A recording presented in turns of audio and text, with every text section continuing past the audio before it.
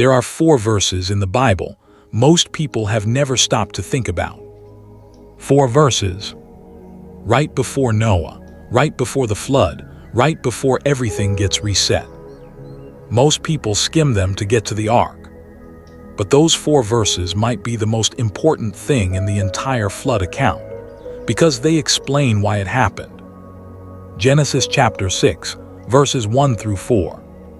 Here is what they say. The sons of God saw that the daughters of humans were beautiful, and they took wives from any they chose. The Nephilim were on the earth in those days, and afterward, when the sons of God went to the daughters of humans and had children by them. That is it. That is all the Bible gives you in those verses. And most people read that and moved straight to Noah building a boat. But wait, who are the sons of God? Where did they come from? What are the Nephilim? Why does the Bible mention them like the reader already knows exactly what they are? And why, immediately after this, does God decide to flood the entire earth? Those are not small questions. Those questions have been debated by scholars, rabbis, theologians, and historians for over 2,000 years. And when you actually go looking for the answers, when you follow the trail all the way back to the oldest sources, what you find is one of the most disturbing and extraordinary accounts in all of ancient literature. So let us go. First question, sons of God, who are they? In Hebrew, the phrase is Bene Elohim. Now here is why that matters. That exact phrase, Bene Elohim, appears multiple other times in the Old Testament. Job chapter 1 verse 6, Job chapter 2 verse 1, Job chapter 38 verse 7. Every single time it appears in Job, it is describing angelic beings, heavenly beings standing in the court of God, not humans, not a godly bloodline, angelic beings.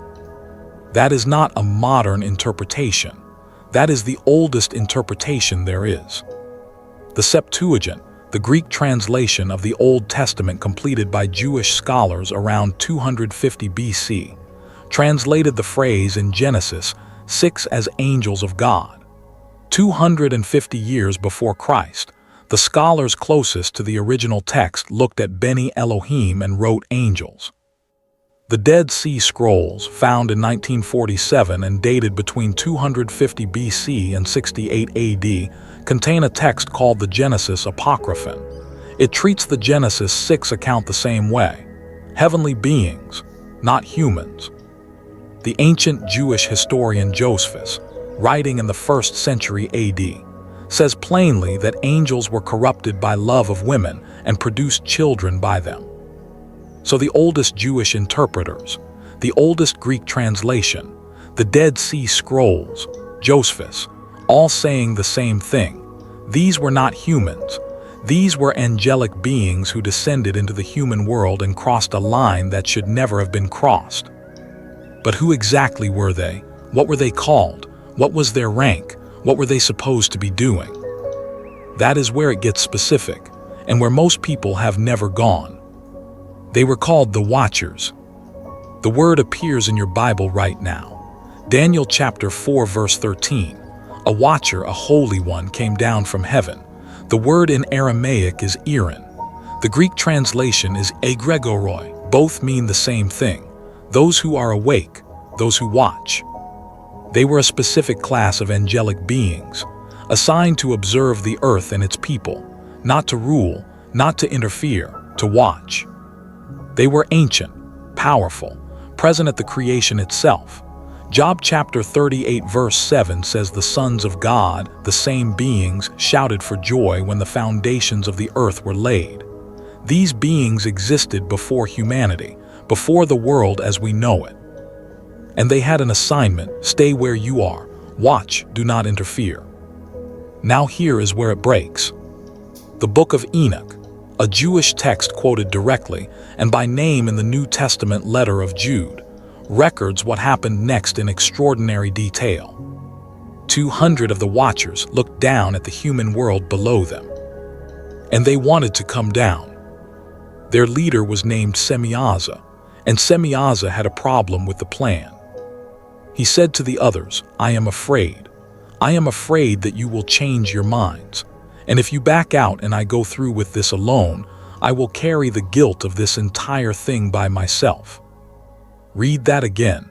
He is not afraid of God's response. He is afraid of being left alone with the blame. So he proposes something, an oath. He says, let us all swear together, bind one another with a curse not to abandon this plan, every single one of us. Then nobody can walk away. And all 200 agreed. They swore a binding oath together on the summit of Mount Hermon, a real mountain. It is still there today on the border of modern Syria and Lebanon, 9,232 feet above sea level. And here is a detail that makes the hair stand up on the back of your neck. The Book of Enoch says the watchers named the mountain after what they did there. The word Hermon in the Semitic root means oath or ban, a solemn binding agreement. The mountain is literally named after the covenant these beings made when they chose to cross the line. Then they descended, 200 watchers, coming down from their assigned positions, into the human world. And what followed was not just about taking wives, it was about what they taught. The Book of Enoch gives a detailed list of the knowledge the watchers transferred to humanity, and it is not vague. Azazel, who emerges as one of the chief figures in the account, taught men how to make swords, how to make shields, how to forge weapons of war. He taught metallurgy, metal working, the extraction of ore from the earth, the crafting of armor, and the making of jewelry and cosmetics, which the text connects directly to vanity and seduction. Before this moment in the Enochic account, humanity did not have these things. The weapons industry, the mining industry, the jewelry trade, all of it traced in this text to one angelic being crossing a boundary he was not supposed to cross. Other watchers taught different things. Armaros taught the losing of enchantments, Barakiel taught astrology, Kakabil taught the reading of the stars, Tamil taught the movements of the moon, Asradel taught the movement of the moon for purposes it was never intended to serve. Read that list: metallurgy, weapons, astrology, enchantments, sorcery, the reading of celestial signs for forbidden purposes. The Book of Enoch chapter 8 says this explicitly. The whole earth has been corrupted through the works that were taught by Azazel. To him ascribe all sin. Not some of the sin, all of it. The Enochic text is pointing to a single catastrophic transfer of forbidden knowledge as the root of everything that went wrong before the flood. Now here is where the children come in. The watchers had children with the women they took as wives. The Bible calls them the Nephilim. The word in Hebrew means the fallen ones. The Greek Septuagint translates it as gigantes, giants. The Book of Enoch describes them as enormous, 300 cubits tall according to one reading, which is an almost impossible figure and likely symbolic of extraordinary scale. But the consistent ancient picture is of beings that were physically overwhelming. And they were hungry. The Book of Enoch chapter 7 says the Nephilim ate so much that the humans could not feed them anymore. And when the food ran out, they turned on the humans, and then on the animals, and then on each other. Jubilees chapter 7 adds that they drank blood, and the Noahic covenant after the flood, which specifically forbids the consumption of blood, is understood by the ancient writers as a direct response to what the Nephilim had normalized. The world became violent, deeply violent, in every direction. Genesis 6 verse 5. The Lord saw that the wickedness of man was great in the earth, and that every intent of the thoughts of his heart was only evil continually. Every intent, only evil continually. That is not normal human moral failure. That is a world that has been fundamentally broken at the root, and the Enochic account gives you the mechanism. Forbidden knowledge poured into human civilization, beings with no right place in the world consuming everything around them, a generation of violence and corruption that spread faster than anything that had come before. Numbers chapter 13 verse 33. The Israelite spies who entered Canaan centuries later still encountered the descendants of the Nephilim, and they described themselves as grasshoppers by comparison. This was not fully cleaned up by the flood. Remnants survived, and they showed up again in Canaan when Israel arrived. Now here is the part of the story that changes everything. The souls of the people who had been destroyed by the Nephilim, the victims of this violence, cried out, and the Book of Enoch records that their cry ascended to the gates of heaven. Enoch chapter 9 verses 9 and 10. The souls which have died cry out and complain unto the gate of heaven, and their lament has ascended, and they cannot go out in the face of the iniquity which is being committed on the earth. 4 archangels heard it, Uriel, Raphael, Gabriel, Michael, and they brought the full situation before God. Their report to God in Enoch chapter 9 is one of the most striking passages in all of ancient literature. They say, Azazel has taught all iniquity on the earth and revealed the eternal secrets which were made in heaven. Semiaza has made known spells. The women bore giants, and thereby the whole earth has been filled with blood and iniquity. See what Azazel has done. God heard every word, and he responded with 4 specific instructions. To Uriel he said, Go to Noah, tell him to hide. The end is approaching. To Raphael he said, Bind Azazel hand and foot, cast him into the darkness, open a pit in the desert in a place called Dudil and throw him in. Cover him with rough and jagged rocks. Let him abide there forever. Cover his face that he may not see light. On the day of the great judgment he will be cast into fire.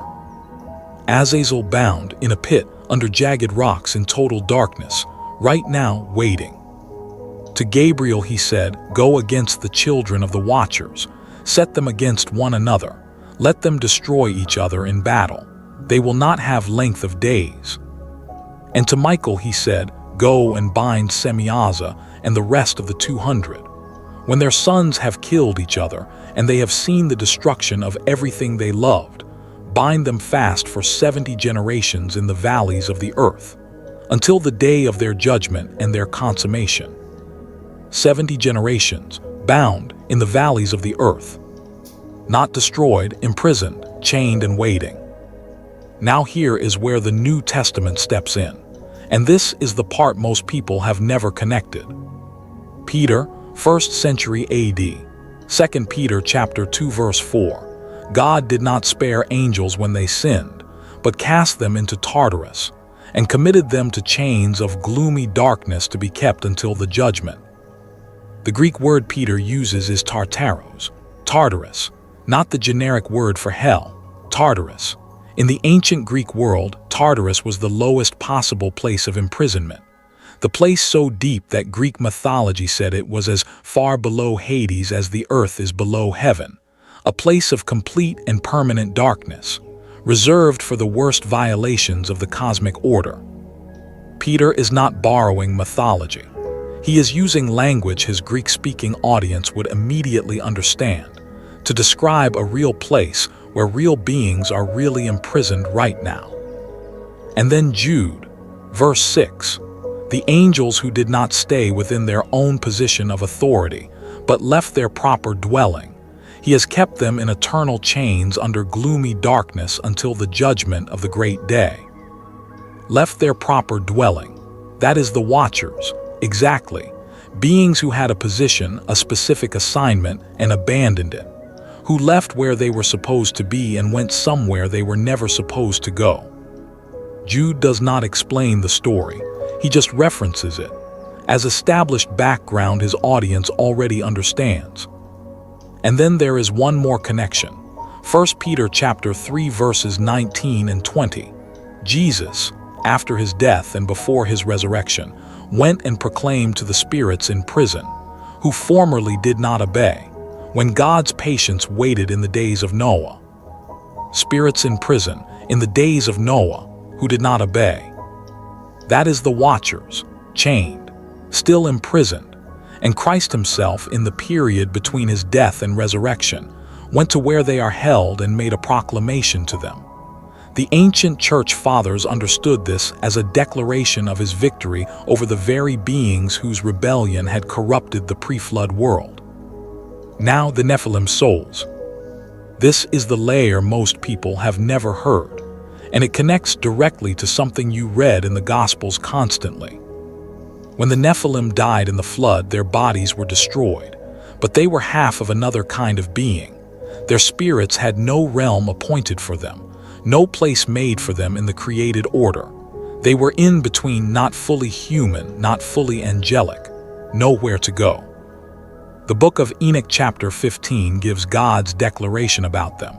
Because they are born from spiritual and holy beings, and because their first origin is from the holy heavens, they will be called evil spirits on earth. Evil spirits will they be, and evil spirits shall they be called. They became what the Gospels call unclean spirits, demons, beings that have no body of their own and hunger to inhabit one, beings that roam, oppress, afflict. Now think about this. Jesus in the Gospels encounters unclean spirits constantly. And he never once explains to his audience where they came from. He never says, "Let me tell you the origin of these beings." He just drives them out. And his audience nods, because they already knew. The ancient Jewish world, the world Jesus was speaking into, understood the origin of unclean spirits. They were the displaced souls of the Nephilim, the children of the Watchers, the beings that had no place in the world God made and whose spirits were left roaming after the flood destroyed their bodies.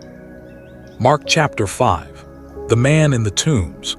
The unclean spirit inside him immediately falls at the feet of Jesus and says, "What do you want with me, Jesus, Son of the Most High God? Do not torment me." The spirit knows exactly who Jesus is. It begs not to be sent out of the region. It asks to be sent into a herd of pigs instead. Why pigs? Because the spirit needs a body. Any body. It cannot bear to exist without one. That psychology, the hunger for embodiment, the dread of being cast out into the open, makes complete sense when you understand what these beings are. Spirits that once had massive physical forms, giants, and now have nothing. So here is what all of this actually means. Before the flood, something happened that broke the boundary between the divine world and the human world. 200 beings assigned to watch chose instead to take. Chose to give humanity knowledge it was not ready for, chose to produce children who had no rightful place in the created order. And the result was a world so corrupted, so violent, so far from what it was made to be, that God pressed reset. But here is what the story is really about. Nothing was hidden. Not one victim was overlooked. Not one cry went unheard. The souls of the people destroyed by the Nephilim cried out from the earth, and their cry reached the gates of heaven, and 4 archangels stood before God and said, "Look at what is happening. Look at what has been done." And God looked, and God responded. Every being responsible was dealt with. Azazel in his pit under jagged rocks in the darkness. Semiaza and the 200 in chains in the valleys of the earth for 70 generations. The Nephilim sent against each other until they destroyed each other. None of it went unpunished. None of it went unseen. And Noah, one man, in the middle of everything, walking with God in a world that had completely stopped walking with him. Genesis 6 verse 9.